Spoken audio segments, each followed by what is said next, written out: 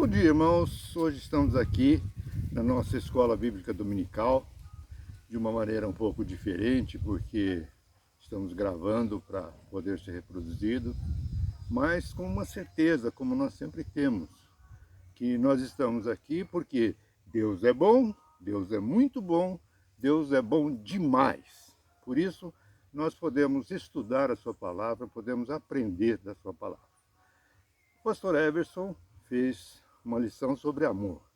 Eu quero continuar dentro desse esquema, falando também sobre um amor especial, que é o pródigo amor de Deus.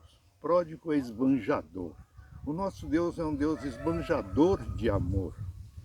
E é uma alegria nós podermos falar sobre isso. Infelizmente, em função dos acontecimentos, nós temos algumas dificuldades com relação aos nossos queridos que fizeram aniversário durante a semana e que não terão a oportunidade de receber aquele brinde que o professor sempre traz. E também não teremos aquele nosso intervalo de cafezinho, mas vai ter que ser de uma vez só, completamente, não tem como a gente fugir disso. Para falar do grande amor de Deus, ou do amor pródigo de Deus, ou do amor esbanjador de Deus para conosco,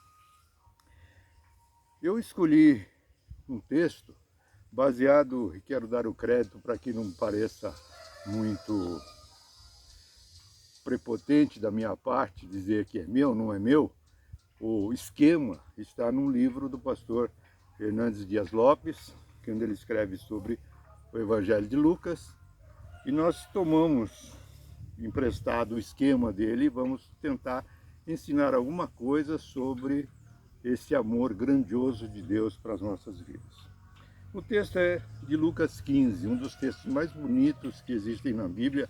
Aliás, a Bíblia tem tantos textos lindos, mas tem aqueles que nos tocam mais. Por isso nós, às vezes, quando lemos, sentimos alguma coisa especial. Eu, por exemplo, eu tenho um carinho especial sobre o texto que fala de José recebendo os irmãos, depois de tudo que eles fizeram, aquele coração transbordante de graça, perdoa os irmãos, e aquilo me faz emocionar. Cada vez que eu leio aquilo, me faz emocionar. O capítulo 15 de Lucas também é algo mais ou menos parecido.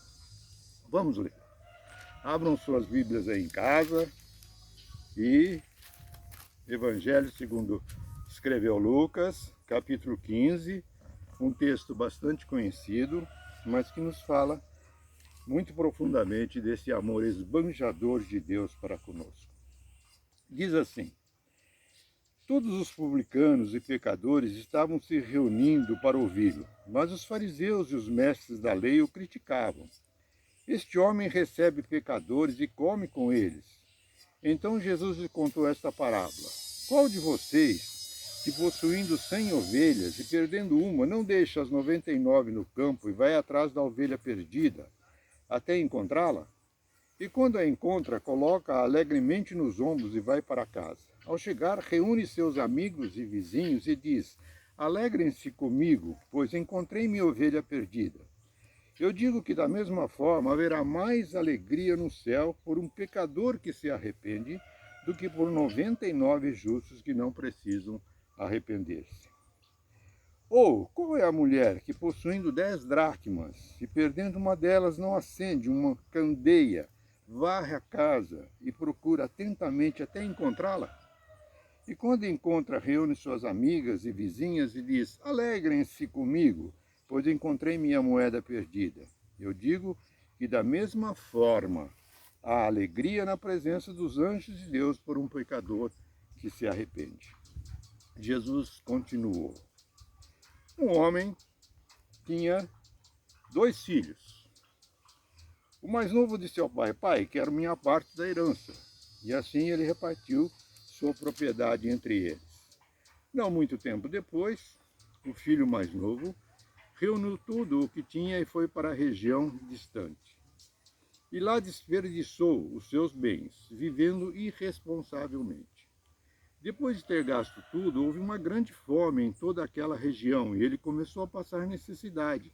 Por isso foi empregar-se com um dos cidadãos daquela região, que o mandou para o seu campo a fim de cuidar de porcos. Ele desejava encher o estômago com as vagens de alfarrobeira que os porcos comiam, mas ninguém lhe dava nada. Caindo em si, ele disse: quantos empregados de meu pai têm comida de sobra e eu aqui morro de fome? Eu me porei a caminho e voltarei para meu pai, e lhe direi: Pai, pequei contra o céu e contra ti, não sou digno de ser chamado teu filho, trata-me como um dos teus empregados. A seguir levantou-se e foi ter com o pai. Estando ainda longe, seu pai o viu e, cheio de compaixão, correu para o seu filho, abraçou e beijou. O filho lhe disse: Pai, pequei contra o céu, contra ti, não sou digno mais de ser chamado seu filho. Mas o pai disse aos seus servos: Depressa, tragam a melhor roupa e vistam ele. Coloquem um anel no seu dedo e calçados nos seus pés. Tragam um novilho gordo e matem-no. Vamos fazer uma festa, alegrar-nos, pois esse seu filho estava morto e voltou à vida. Estava perdido e foi achado. E começaram a festejar o seu regresso. Até aqui. Eu me impressiono como Jesus tem uma capacidade de ensinar as pessoas através de histórias.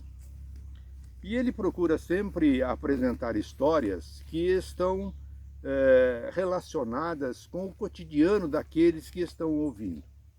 Aqui nesse texto, Jesus está num lugar onde há pecadores, publicanos, fariseus, saduceus e os mestres da lei. É um povo, é um grupo, é um contexto totalmente heterogêneo, cada um pensando de uma forma. E Jesus quer mostrar que o amor de Deus para com todos é igual. Não há diferenciação, por mais que você seja instruído em determinada coisa, ou que você seja mais pecador em determinada coisa. O que Jesus quer ensinar é que o amor de Deus é um amor infinito, é um amor pródigo, é um amor esbanjador. O que me chama a atenção nessas três histórias, tem algumas coisas que são iguais e tem algumas coisas que são diferentes. Por exemplo, há uma proporção na perda de cada um dos componentes. Nós temos aqui três pessoas que perdem alguma coisa. É um pastor de ovelhas, uma senhora que perde uma dracma e um pai que perde um filho. Nessas três parábolas, nós podemos ter o sentido de que há um perdido, há um encontrado e há alegria neste encontro, nesse reencontro da coisa perdida. Mas é também uma questão de proporção. Na primeira parábola, Jesus mostra que o pastor tinha 100 ovelhas e perde uma, o que representa 1% apenas do que ele tinha. Ele podia se conformar tranquilamente com as 99 e não teria problema nenhum, porque perder uma em 100 é relativamente muito pouco.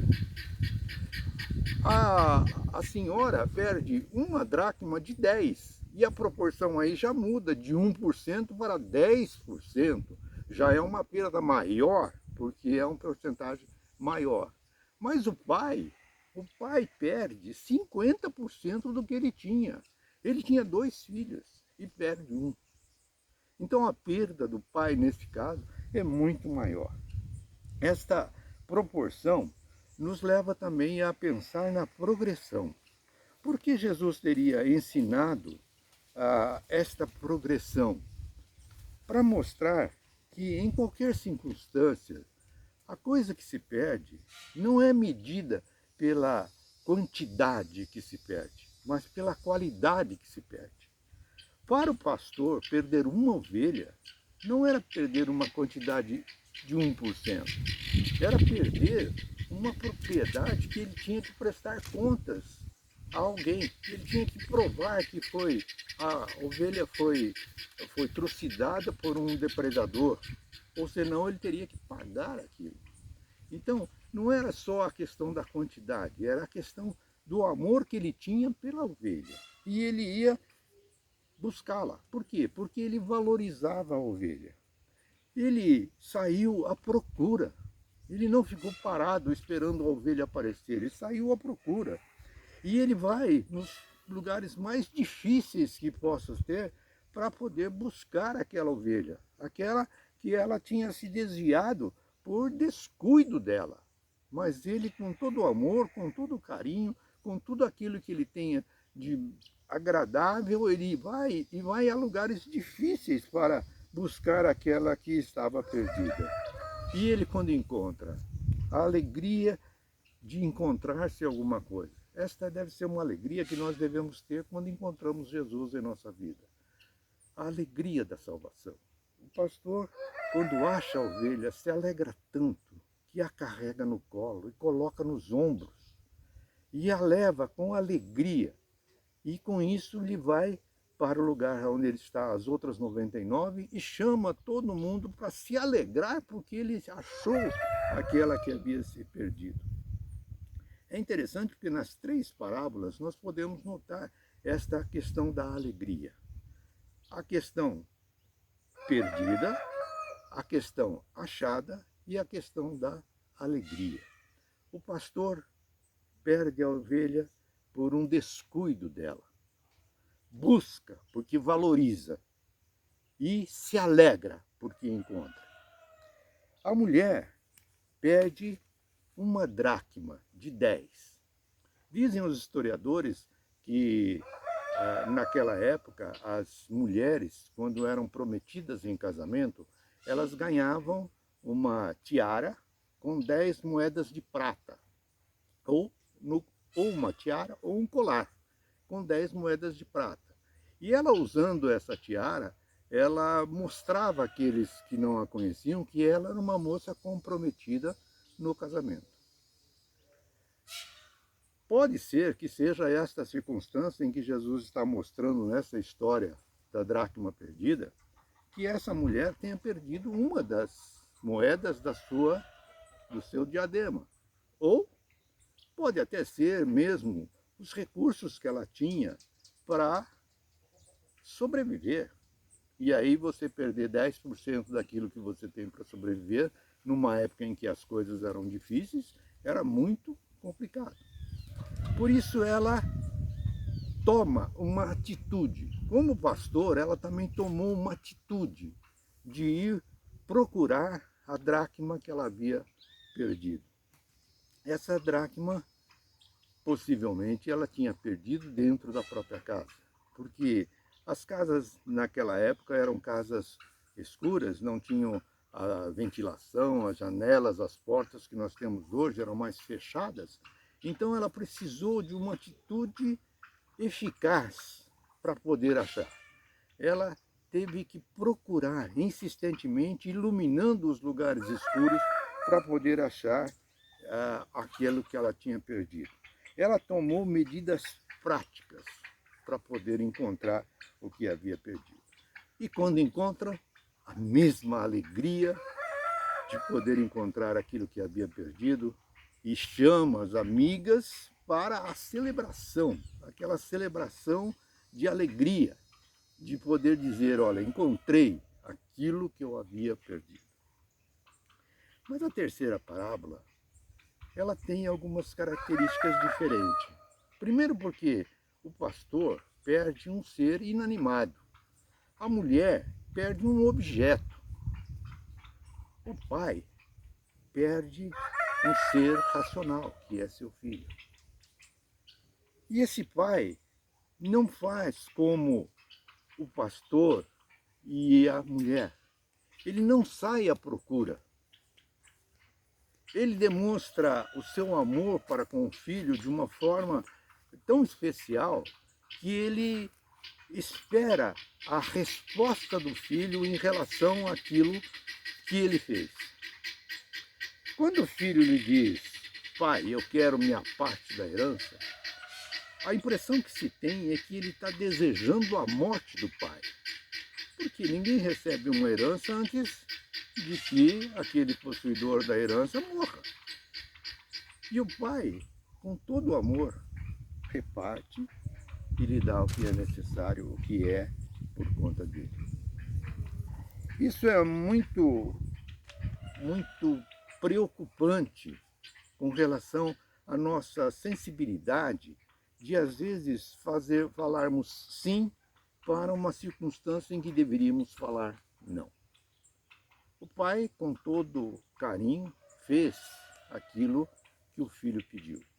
E o filho vai embora. É uma sequência meio natural na história do filho. Ele era feliz na casa do pai, mas ele era inconscientemente feliz. Quando ele ficou longe da casa do pai, ele era inconscientemente infeliz.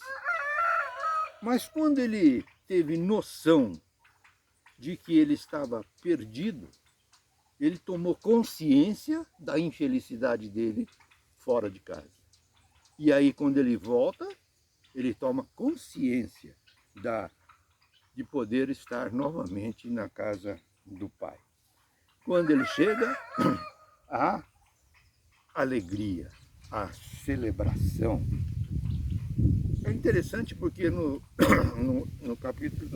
versículo 12, ele demonstra a total insatisfação que ele tinha na casa do pai. No versículo 13, ele mostra toda a sua rebelião, quando ele sai do lugar onde está e vai para um outro lugar. Lá, ele consegue ter um passo seguinte, que é o da dissolução. Ele consegue despejar e gastar tudo aquilo que ele conseguiu receber do pai.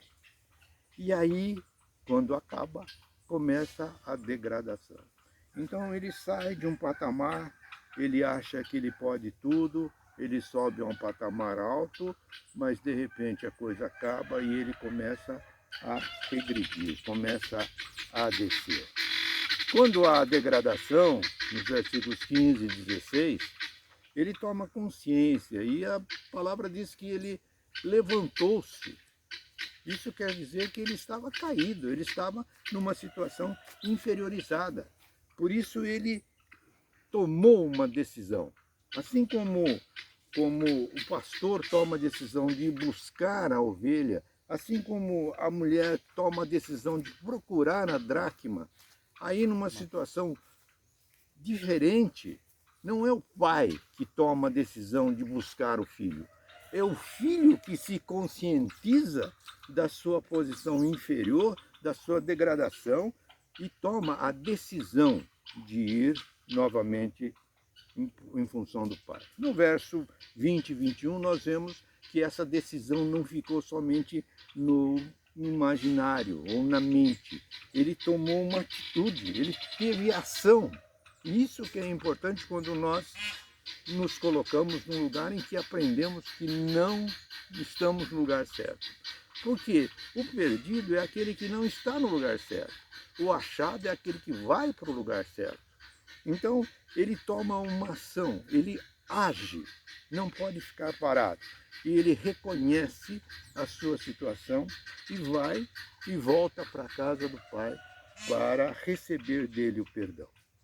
O que me deixa pensando sempre nessas circunstâncias é que essa parábola é conhecida como parábola do filho pródigo. Mas muitos autores já acham que isso devia se chamar a parábola do pai generoso. Porque, afinal de contas, a atitude do pai é muito mais importante do que a atitude do filho. A atitude do filho é de rebeldia, é de dissolução, é de degradação.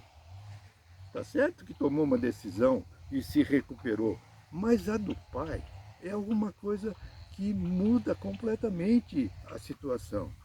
Porque ele sente que ele não está mais em condições de estar como filho.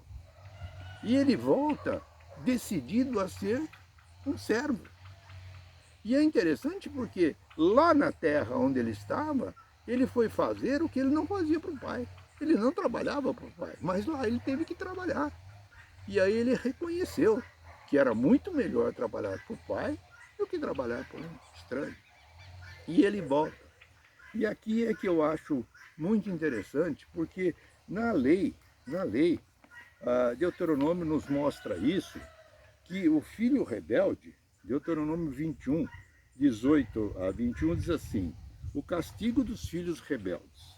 Se um homem tiver um filho obstinado e rebelde, que não obedece a seu pai, nem a sua mãe, e não os escuta quando disciplinam, o pai e a mãe o levarão aos líderes da sua comunidade, à porta da cidade, e dirão aos líderes: este nosso filho é obstinado e rebelde, não nos obedece, é devasso e vive bêbado. Então todos os homens da cidade o apedrejarão até a morte. Eliminem o mal do meio de vocês, todo Israel saberá disso e temerá. Ou seja, na volta desse filho, que foi ingrato com seu pai, a comunidade onde ele vivia devia apedrejá-lo. E esse pai está lá aguardando a sua volta. E quando vê, diz o texto que ele sai correndo em direção ao filho. Uma situação que no Oriente Antigo era quase impossível de se ver um homem de postura sair correndo. Nós hoje mesmo, se nós olharmos algumas pessoas de uma certa projeção, não saem correndo na rua. Mas esse pai esqueceu de toda a coisa. O homem da antiguidade ele era conhecido pelo andar solene que ele tinha. Este homem perdeu o seu andar solene. Ele correu. E imaginem como uma vestimenta diferente da nossa, uma sandália diferente da nossa, deve ter dificultado essa corrida. Mas esse pai, quando viu o filho, ele esqueceu de tudo o que era de preconceito para correr em função do filho. Por quê? Porque se o filho chega, a comunidade podia apedrejá-lo. Pela lei podia apedrejá-lo. Mas com o pai abraçando o filho, a comunidade não pôde apedrejar. Por quê? Porque o pai estava junto. Este pai mostra para nós, e aqueles que estão acostumados a ver as nossas exposições, sabem bem daquela sequência que nós fazemos em relação à justiça, à indulgência, à misericórdia e à graça. E esse pai é um pai que mostra totalmente como é a graça de Deus para conosco.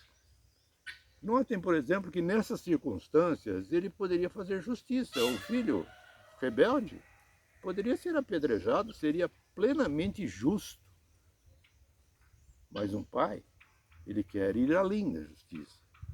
Ele podia ser indulgente com o filho, trazê-lo novamente para casa e colocá-lo para trabalhar como indulgência ou como penitência pelo erro dele. Mas esse pai ama.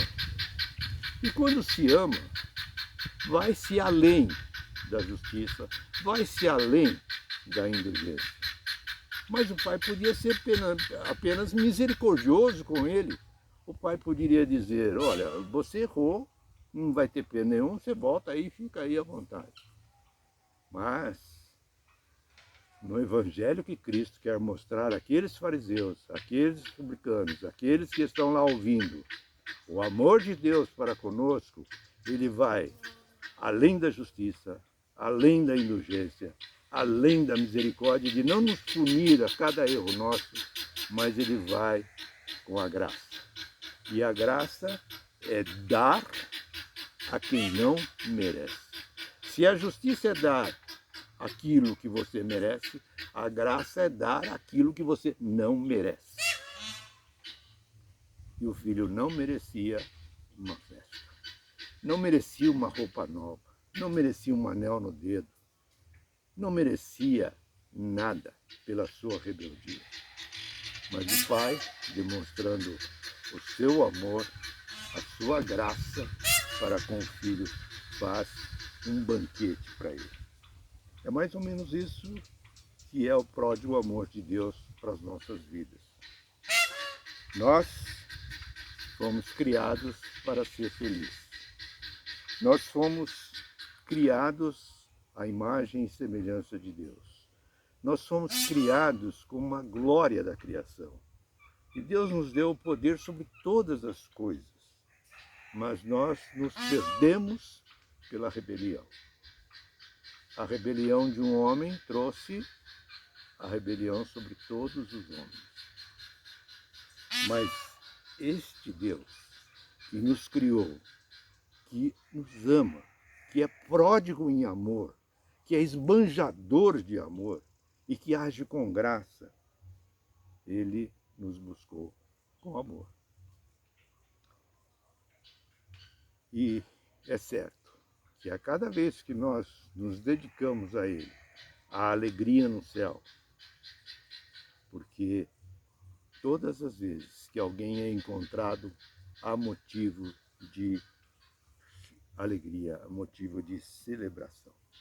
No nosso cantor cristão nós temos um hino que era muito comum se cantar quando em épocas de batismos, que é o hino 274, que diz o seguinte: ó, que belos hinos cantam lá no céu, pois mais um dos filhos voltou. Quando nós voltamos para Deus, os céus se alegram. A grande alegria que há e que os céus se rejubilam pela nossa dedicação a Deus, tem uma diferença muito grande nessas três parábolas. Na primeira, a ovelha, por ser um ser inanimado, não poderia expressar a alegria de ter sido encontrado. A dracma, por ser um objeto, não poderia também ter essa expressão. Mas o filho, quando viu a atitude do pai, ele teve uma alegria imensa em poder ser recebido novamente pela graça que o pai demonstrou a ele. A alegria de quem encontra. É a nossa alegria quando nós encontramos espiritualmente Jesus Cristo em nossa vida. Espiritualmente, a nossa grande alegria é quando nós somos encontrados por Deus. Quando Deus age com esse amor espetacular, com esse amor esbanjador, com esse amor pródigo em nossa relação, nós temos que nos sentir alegres por ter sido achados por esse Deus maravilhoso. E há alegrias no céu por isso, e eu rogo a Deus que a cada momento nós possamos ter essa consciência de que nós somos valorizados por Deus. Ele nos busca a todo instante. Como ovelhas nós somos valorizados. Como dracma, nós sabemos que Deus toma todos os esforços para nos buscar e nos achar. Mas como filho, ele nos espera para uma grande celebração que vai haver na vida futura, quando nós gozaremos da vida eterna com Cristo lá no céu. Porque Cristo, apesar das dificuldades, apesar de ter sentido sobre si toda a carga do nosso pecado, todos os nossos erros, ele foi crucificado, ele morreu por nós, ele morreu no meu lugar, no seu lugar. E esta morte não ficou só no túmulo, porque ele ressuscitou.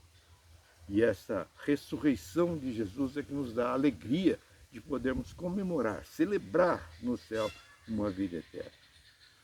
Porque ele vive, posso crer no amanhã. Porque ele vive, temor não há. Assim deve ser a nossa vida, assim deve ser o nosso estar com ele constantemente. Não há temor. Por mais que sejam as dificuldades, por mais que sejam os problemas, Deus está sempre com o grande amor dele, esbanjando como um pródigo atrás de nós, procurando para nos ajudar, para nos proteger, para nos incentivar. Porque ele vive, posso crer no amanhã. Porque ele vive, temor não há. Eu sei, eu bem sei, que a minha vida está segura nas suas mãos, porque ele vive. Que Deus nos abençoe. Amém.